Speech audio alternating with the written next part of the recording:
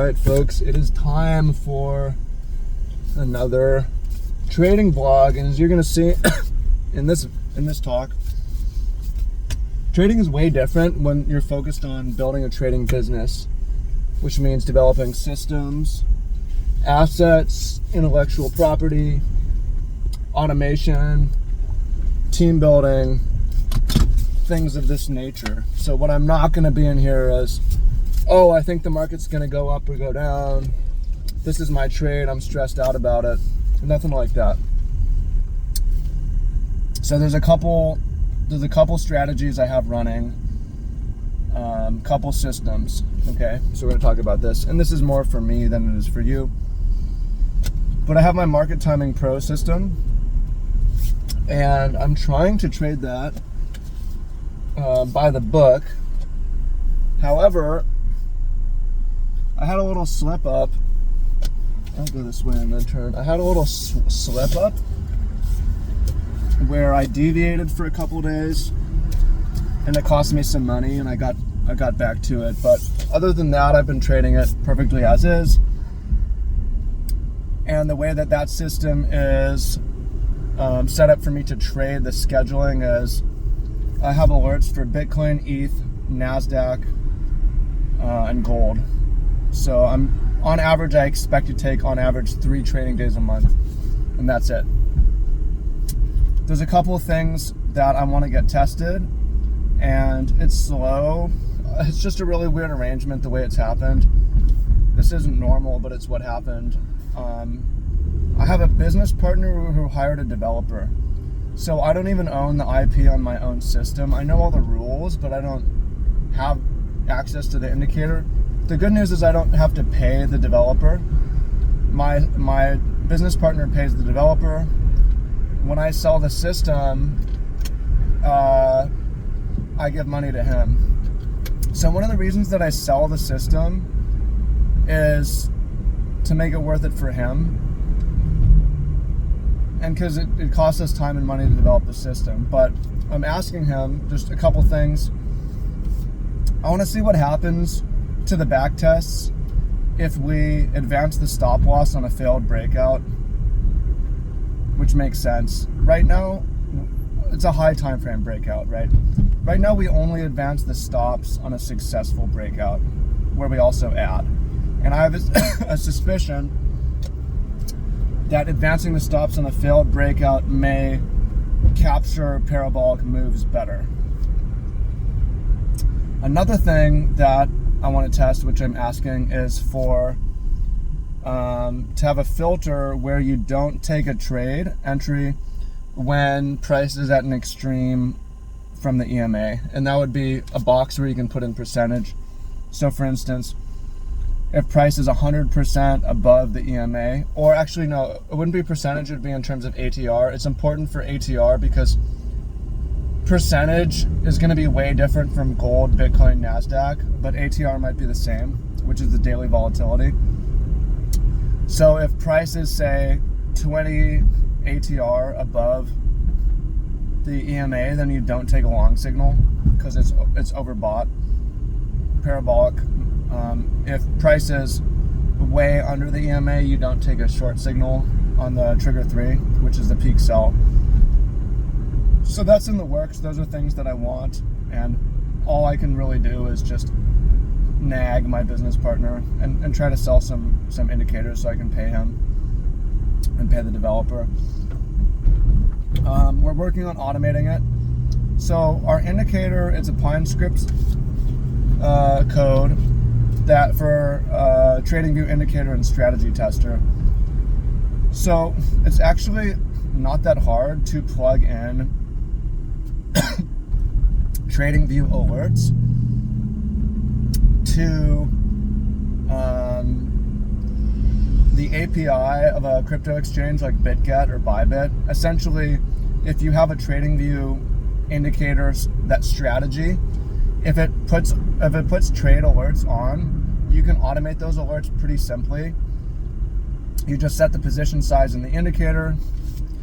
The problem is I'm not sure for the indicator how stop losses work exactly in terms of alerts. So if it doesn't send an alert, if the stop loss is not part of the initial alert and it doesn't send a stop when we get an alert, it doesn't send an alert when we get stopped out, then you would still have to log in to set the stop losses. That's definitely fixable, but one of the things the system does is anytime we get a new add-on buy pyramid, it advances all the stops. And I don't know that the basic automation works to do that, unfortunately.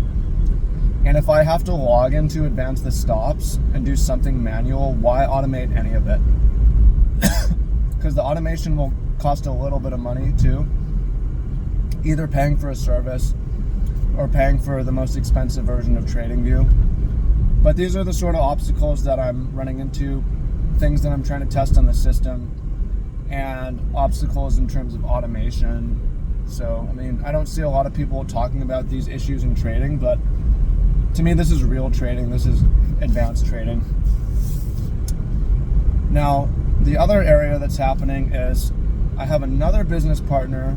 The first business partner, his name's Matthew Edwards, Third Millennium on Discord. My second business partner is named Alex Hire. He's the real Alexander on Twitter, and Hire on Discord. And I think at Hire on HYER on Instagram. So he has developed coding skills. I don't have coding skills. I have coding skills to the point where I understand how to communicate with a computer, which is rudimentary. I took computer science in college. I did some coding, but I'm not interested in doing the coding. It's really tedious, boring. I don't like it. Someone else can do it. So for Hire, what I do have is I'm very good conceptually, right, with ideas. So I have these ideas about trading perpetual futures data that I explained to you guys. Yeah, here's another issue. So conventional futures, which I'm trading now because I'm trading NASDAQ and gold, there's a settlement date that happens once a quarter. This ties the futures. Future is a leveraged contract that resembles the underlying asset, and what connects it is the settlement date. So at the expiration, if you're long gold, they're going to deliver you physical gold. It usually doesn't happen, but if that makes sense, it ties the contracts together. Just checking out the surf here. The surf. I'll probably walk the dog for sunset. Maybe do that. Yeah, it's blown out. The surf's blown out. I'm not going to surf now. It looked way better earlier. So futures, something, I rolled over my first contract this week. My NASDAQ positions are like $3,000 in profit. And to prevent settlement, I need to manually roll them over. So I went in and I closed the December contract and I bought the March contract. Now for crypto futures, it's a different scenario where there's perpetual futures, there's no contract closed, there's no delivery. And they use a different mechanism to keep the futures price to the underlying asset, and that's the funding rate. Where there's excess demand for the futures product, you have to pay a carry fee similar to the Forex fee, the swap fee, right? You have to pay a swap fee essentially every 8 hours. Or if you're short and everybody's long, you get paid a swap fee every 8 hours. That incentive keeps the perpetual future price close to the price in the underlying contract. So I have theories about how this data works, which I'm not going to go to in depth here. But essentially, the funding rate tells you how many people are long and how many people are short. And knowing how many people are long and how many people are short is an exploitable edge in a number of ways. So I gave specific concepts to Hire, and he developed trading systems and has developed a number of bots. And these bots, I like them because they're based on my ideas, but they're based on fundamental ideas. So it makes sense why they should work. So he gave me a back test, and the historical back test going back 5 years, the most recent one, max historical drawdown of 20%, and the return over 5 years is 250%, which is pretty good. But what I found out recently is actually this is a simple return. It's not compounded, not a compounded return. So the risk always doesn't scale. The risk is always the same, set to the initial risk, right? It's a set percentage from the beginning. So that back test in practice can actually be significantly better with compounded growth. Now, these bots, they've been running for maybe a month, and they're also running in my account now. So I have 4 accounts. I have my cash in my checking and savings. I have high interest savings account. I have a crypto account where I'm trading MTP. I have a NinjaTrader futures account where I'm trading futures contracts, and I have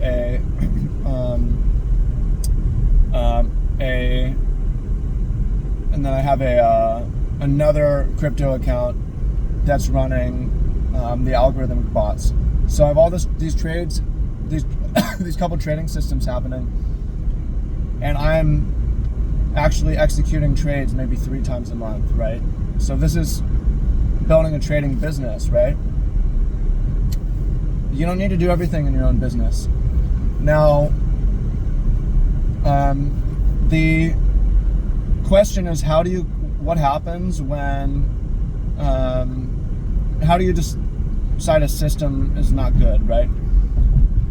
It needs to be turned off, that it no longer works. Well, one is fundamental reasons, but in the past, a shutoff that we've used is if we set a new max historical drawdown, then you shut the system off. I don't really like that because you can recover from a new max historical drawdown. And if the testing period is only 5 years, there's no reason to think that a new max historical drawdown is the end of the edge. However, a better way is using the 200 moving average of a system's equity curve. So if a system falls under its own 200 moving average, the system has gone into a serious decline and should be potentially be abandoned. Well, I've never. Look here, Ranches is kind of popping. It's kind of popping off. There's a left here. Kind of want to get out and look. Ooh, he's catching them. Okay, let's go check out the surf. Anyways, so my job for the bots is to do nothing, basically, and just feed different ideas, and maybe take action if we have a new max historical drawdown. But I've been doing a great job of it, of not checking the trades. As far as I know, we're in profit, but this is a system that trades on average 3 times a day. It's just too much for a human, right? We live in the age of AI. We live in the age of automation. Why are you trading for yourself? Why are you taking your own trades? If you're investing, even dollar cost averaging, you can program it, right? You can swap orders. Everything should be working towards automation or doing it in a really simple way that frees you, right? The whole point of trading is to free you. It's not to trap you, create another job, a really shitty job, right? Go check them out. This is called Ranches. I've never surfed here. I guess you're coming in over rocks.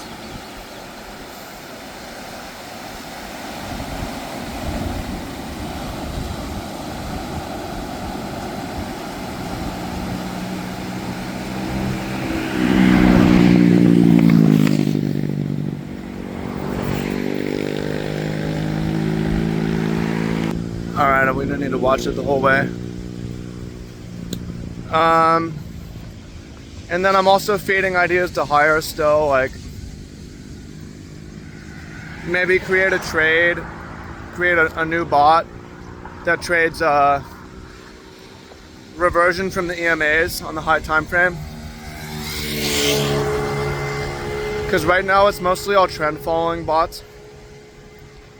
And it's really good to have uncorrelated or even inverse correlated trades that have edge. That allows you to run a lot more size and have smaller drawdowns and bigger returns. Always looking for inversely correlated. Now the last strategy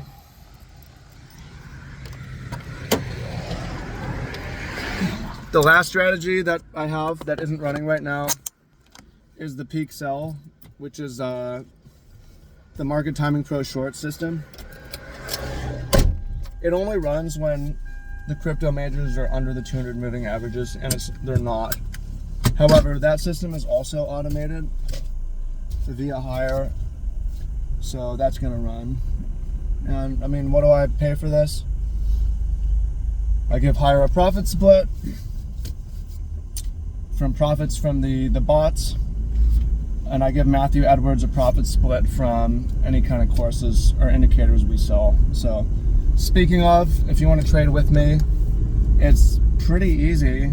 It's not going to cure your trading addiction, but I can help you with that. But it's a really excellent system. I personally haven't seen a better system that a human can easily trade than what we've developed. If there's a better one, somebody show me. I haven't seen it. I haven't seen systems with better backtests, really. But there's systems that have good backtests that aren't really tradable by a human. But MTP is easily tradable and has insanely good backtests. Robust, going back hundreds of years. It still has drawdowns, but I haven't seen a better system. And you can buy it if you're like, this is a scam, charge back, leave me a bad review. I'll give you your money back. That's never happened. So go check them out. There's a link down below.